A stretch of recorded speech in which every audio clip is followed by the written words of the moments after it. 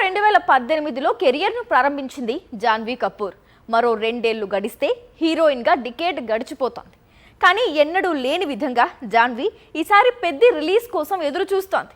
ఇందుకోసం మరో new movie commit కాకపోవడం బాలీవుడ్ కు సైతం ఆశ్చర్యాన్ని గురిచేస్తోంది. పాన్ ఇండియా మాత్రమే కాదు, మెగా ఫ్యాన్స్ మాత్రమే కాదు, హీరోయిన్ జాన్వీ కపూర్ కూడా పెద్ద రిలీజ్ కోసం ఈగర్ గా వెయిట్ చేస్తోంది.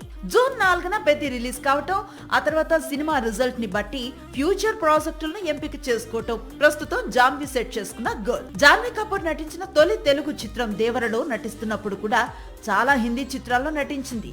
కానీ పెద్ద విడుదల సమయానికి మాత్రం జాన్వీ చేతిలో ఒక్క చిత్రం కూడా లేదు. ఇలా ఎందుకంటే జాన్వీ తీసుకున్న సీరియస్ డెసిషన్ గా చెప్పుకోవచ్చు. లాస్ట్ ఇయర్ హిందీలో 3 చిత్రాల్లో కనిపించింది జాన్వీ, కానీ చెప్పుకోదగ్గ విజయాలే. అందుకే పెద్ద రిలీజ్ తర్వాత హీరోయిన్ గా కొత్త జర్నీని ప్రారంభించాలి అనుకుంటోంది. టాలీవుడ్ లో చిరు శ్రీదేవి కాంబినేషన్ క్రేజ్ ని పెద్దిలో తాను రామ్ చరణ్ రిపీట్ చేస్తామని ధీమాతో ఉంది. పెద్ద విడుదల తర్వాత సినిమాలు, పాత్రల ఎంపికలో మరింత జాగ్రత్తగా వ్యవహరించబోతోంది జాన్వీ. సాక్షి టీవీ ప్రసారాలను నిలిపివేయటం చట్టరీత్యా నేరం.